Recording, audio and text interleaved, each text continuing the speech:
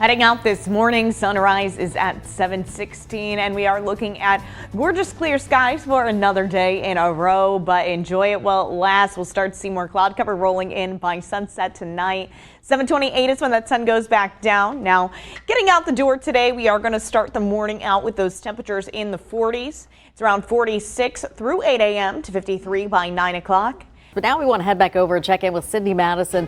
She joins us for the latest right now on Hurricane Ian. Where is the storm now and what can we expect, Sydney? This storm is right over our entire area, both North and South Carolina, getting a bit of that rainfall coming through. Now, it's mainly 100% over land. Only some of those outer bands are over water at this time. It is still a hurricane. It's taking some sweet time to wind down back into a tropical storm. We'll continue to watch that. Starting to slow down more and more, though, as it does make its way over that land. We'll continue to see that rainfall in our area. Most of the coast, though, now starting to see that precipitation die down, and we'll watch more rain moving in inland and taking a look at some of those areas. Darlington, Florence, all seeing a bit of that rain still. Most of the area around it not being affected, but Socastee, Forest Brook, Myrtle Beach, Carolina Forest are all those areas in the warning right now. Carolina Forest actually right outside, but it could be moving that direction.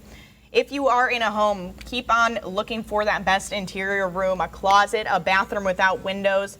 We're going to keep on monitoring this as we go on through the next few minutes. Then as we head through Friday as well, we're feeling the effects of that area of low pressure moving out to sea, cool air funneling in from the north, and then this area of high pressure sinking in, which will help to give us a drier weekend, which I'm sure everybody's excited about. It's 27 for Cheron, Bennettsville, and Darlington, 28 here in Conway, 32 in North Myrtle Beach, and going right on into the afternoon, we're in the mid-50s today, very similar to our temperatures yesterday, around 54 to 56 depending on where you are. We've got lots and lots of sunshine, cool air, and the main difference from today that makes it a little bit nicer than yesterday is we aren't going to have as much of that wind. It was a bit gusty at times, and we're still keeping the heat. Here's what it looks like today. Everywhere except for the immediate coastline gets it to the low hundreds for that feels like temp. Saturday just shy of the 110s, definitely a scorcher. Then Sunday, even with the rain, we're still going to feel around 105 to 106. So be prepared for that as we go on through the weekend. We'll also see that rain coming through Sunday, but fortunately it does bring along a cold front that'll help to cool us down as we head into next week. Hopefully this little girl is adopted well before then. Will you have pets out there as well? We sure will. We'll have dogs and cats available for adoption that day. Perfect. So you get to go out there, you get to enjoy what I'm sure will be a gorgeous day. You can, of course, meet lots of furry friends and maybe get some loving puppy cuddles. She is a sweet girl. I mean, how do you not want to bring this sweetheart home? The storm surge is going to be significant. Sydney Madison here to talk about that and our tornado risk. That's right. We are talking about storm surge 4 to 7 feet there on the coastline. High tides particularly high as we head to those morning tides at 11:15 a.m. Still high by 11:30 tonight, but we're watching for that coastal flooding, beach erosion, that heavy surf out there. And now to put this in perspective, we are talking this is higher than what we saw with Dorian in 2019, but a little bit higher even still than Isaias, not by much, and that was in 2020, but this is nowhere near like Matthew in 2016. So we're going to be looking at some of that nasty storm surge. We're going to be talking about a tornado risk as well. Sunday rolls in low 90s for the coast, upper 90s inland, and with isolated afternoon shower or storm. Again, most of us are dry, but we will be hot out there. Heat index values even reaching as high as 110 degrees. So please be careful, stay cool out there, try to cool off any way as possible. Mostly sunny, those winds go back down, but as we head into the weekend, things begin to change a little bit. We'll start to warm up more, but really we're monitoring a storm system, and while the strength and track is still uncertain right now, we are expecting heavy rain likely in our area, possibly several inches with potential flooding. This is actually the first morning, I want to say, in maybe 2 years that I brought my own space heater. He brought his space heater. I was leaving out the door. I You felt would think the he air. was the one from Florida. I turned right back around and grabbed the space heater. He's lost his Midwestern qualities as far as the cold goes. My as far family as I'm disowns me at this concerned. point. Yeah. Honestly, I will say you can hear the hum of mine right now It going is too, cold. so I can't talk too much, but it is cold. Sunday will be in the low 40s, but really, as we're talking about Saturday and Sunday, it's what you're going to be feeling when you wake up that's going to be the problem here and what you're going to want to bundle up for especially. Temperatures, like I said, going to be in the 20s Saturday morning. We're feeling like we're going to be in the teens, though, with 12 degrees for the feels like temp in Laurinburg, 15 in Florence, 17 degrees is the feels like temp in Myrtle Beach. Sunny skies, but blustery out there with the wind and cold air. And then Sunday's even colder. It's going to have the feels like temp at around 9 degrees for Myrtle Beach and North Myrtle Beach, 7 degrees in Florence, and 6 degrees into Laurinburg. So make sure you're staying warm. If you don't have to leave your house, I would suggest not. It's Friday and we've got the perfect excuse to treat yourself to a sweet treat. It's National Chocolate Chip Cookie Day. Yum. Ruth Graves made them by accident. This is one of my favorite fun facts. In 1937, she planned to make a chocolate cookie but used semi-sweet chocolate chips instead, thinking that it would melt evenly into the dough. Clearly, it didn't. But you could spend your evening baking some, go to the store and buy some, or enjoy just the chocolate chip deliciousness. If you guys remember a year ago, there were chocolate chip cookies hidden under the couch. I can't believe this happened a year. There we are. I cannot believe this happened a year ago. Oh my God. I thought I literally was like, what if it happens again? This is so exciting. You guys, our producer just walked into the studio with cookies. Yay. But he, as you can tell, is a very, very sweet boy. We think he's about 2 years old, but just, such a great disposition.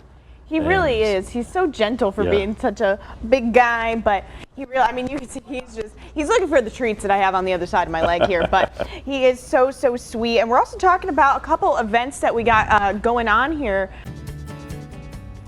Looking outside in our area right now, temperatures are around 76 degrees in Florence, 79 in Myrtle Beach, 73 for Bennettsville, 74 in Laurinburg and Lumberton. And as we head to the afternoon, highs today are much cooler than what we've been seeing. We're going to be in the low 80s throughout our area. We're around 83 in Myrtle Beach, 81 in Florence. And Idalia is moving in today, bringing widespread showers and storms to the area. We'll start out not seeing too bad of wind, southerly wind 10 to 15 miles per hour.